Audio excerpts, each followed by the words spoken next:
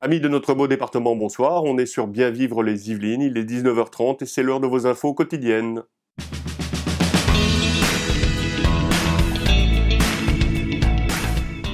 Produire un autre vin que le traditionnel Baco des coteaux de la Seine qui râpe la bouche, est-ce possible en Île-de-France? C'est le pari de la start-up Winery parisienne qui vient de planter 3 hectares de vignes à Davron avec le soutien du conseil départemental. Ce premier vignoble professionnel francilien produira du chardonnay et du chenin pour les vins blancs, du merlot et du pinot pour les vins rouges. Dans le petit village de Davron, les champs d'orge côtoient depuis peu un vignoble professionnel géré par une start-up, la Winery parisienne, qui a fait le pari de produire d'ici quelques années un vin 100% francilien.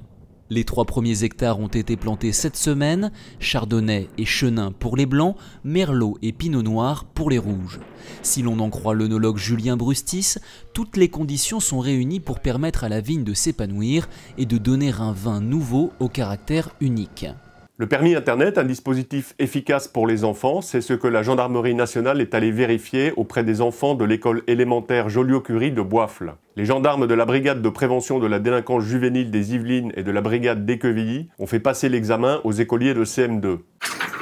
Sur Internet, tes parents doivent connaître juste ton pseudo parce que c'est suffisant pour tes parents, ton pseudo et ton mot de passe.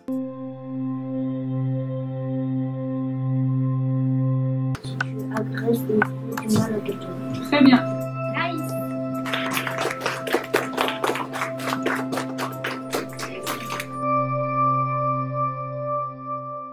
Après les Jeux Olympiques de 2024, la France est, avec le Japon, candidate pour accueillir l'exposition universelle de 2025. Le campus Paris-Saclay, autour de Jouy-en-Josas, site du Grand Paris, est candidat pour accueillir le village de l'exposition. Le Bureau international des expositions devra désigner le lauréat avant fin 2019. En France, le projet est d'organiser cette manifestation géante sur différents sites du Grand Paris et le campus de Paris-Saclay s'est porté candidat pour accueillir le village global de l'exposition.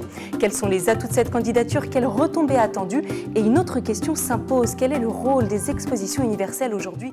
Depuis hier soir, nous sommes passés du côté obscur de la météo. Fini le mercure à plus de 30 degrés. Et ce sera pareil demain, averses et éclaircies le matin, orage puis pluie l'après-midi. Les températures ne dépasseront pas 16 degrés et les minimales seront de 8 degrés durant la nuit. Voilà, ce petit condensé d'infos yvelinoises est terminé. Je vous souhaite à toutes et tous une excellente soirée, une belle nuit et je vous donne rendez-vous demain à 19h30 comme d'habitude. Bien vivre les Yvelines. Au revoir.